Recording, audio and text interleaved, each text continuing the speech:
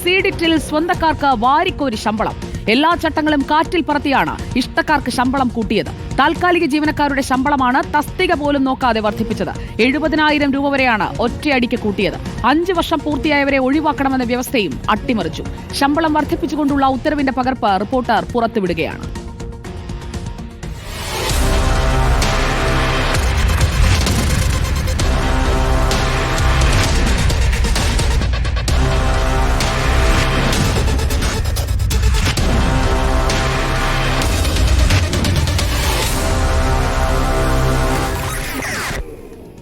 R Roshipal ചേരുന്നു നമുക്കൊപ്പം. Good evening R Roshipal.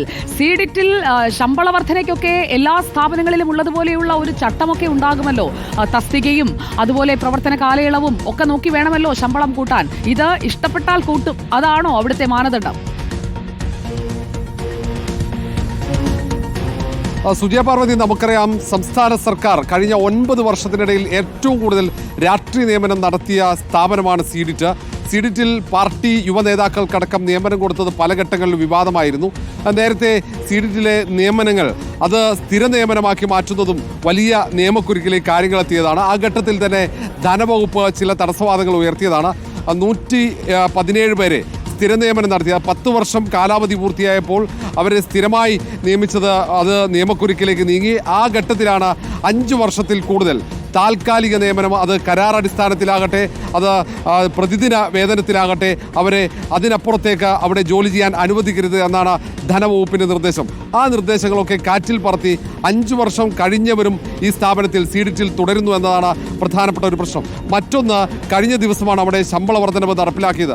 5% ശമ്പള വർധനവിനാണ് ധനകാര്യ വകുപ്പ് അനുമതി നൽകിയത്. പക്ഷേ ധനകാര്യ വകുപ്പിൻ്റെ നിർദ്ദേശങ്ങൾ മുഴുവൻ കാറ്റിൽ പറത്തിക്കൊണ്ട് ചില ആളുകൾക്ക് മാത്രം വലിയ വർധനവ് ശമ്പളത്തിൽ നൽകിയതാണ്. അതും തസ്തികകൾക്ക് അപ്പുറത്തേക്ക് ഓരോ തസ്തികയിലും എത്ര ശമ്പളം എന്ന ഒരു മാനദണ്ഡമുണ്ട്. ആ മാനദണ്ഡങ്ങളൊക്കെ കാറ്റിൽ പറത്തിയാണ് ചിലർക്ക് 70,000 രൂപ വരെ ശമ്പളം വർദ്ധിപ്പിച്ചത് എന്നാണ് നമുക്ക് അന്വേഷണത്തിൽ മനസ്സിലാക്കാൻ കഴിയുന്നത്. മാത്രവുമല്ല 5 വർഷം കഴിഞ്ഞവർക്ക് കൂടി ശമ്പളം വർദ്ധിപ്പിക്കുന്നതോടെ അവരെ പിന്നീട് സ്ഥിരപ്പെടുത്താനുള്ള നീക്കം കൂടി ഇതിന് പിന്നിലുണ്ടെന്ന വിമർശനം ഇതിനോടകം തന്നെ ഉയർന്നു കഴിഞ്ഞു. ഏതായാലും ഒരു തരത്തിൽ ഏറ്റവും കൂടുതൽ ആളുകളെ, രാഷ്ട്രീയ നേതാക്കളെ അടക്കം, ഈ ഇടതുപക്ഷ നേതാക്കളെ അടക്കം, യുവ നേതാക്കളെ അടക്കം അവിടെ ജോലി നൽകുന്നു.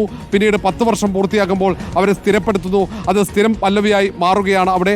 ആ ഒരു സ്ഥാപനത്തിൽ തന്നെയാണ് ഇപ്പോൾ ചട്ടങ്ങളെല്ലാം കാറ്റിൽ പറത്തിക്കൊണ്ട് വലിയ തോതിൽ ഈ തസ്തികയുടെ മാനദണ്ഡങ്ങൾ പോലും ഓരോ തസ്തികയ്ക്കും വർദ്ധിപ്പിക്കേണ്ട ശമ്പളം അല്ലെങ്കിൽ ആ തസ്തികയിൽ നൽകേണ്ട ശമ്പളം എത്രയാണോ അതൊക്കെ തെറ്റിച്ചുകൊണ്ട് ഇപ്പോൾ ശമ്പളം 70,000 അടുത്തോളം വർദ്ധിപ്പിച്ചിരിക്കുന്നു. അതിൻ്റെ രേഖകളാണിത്.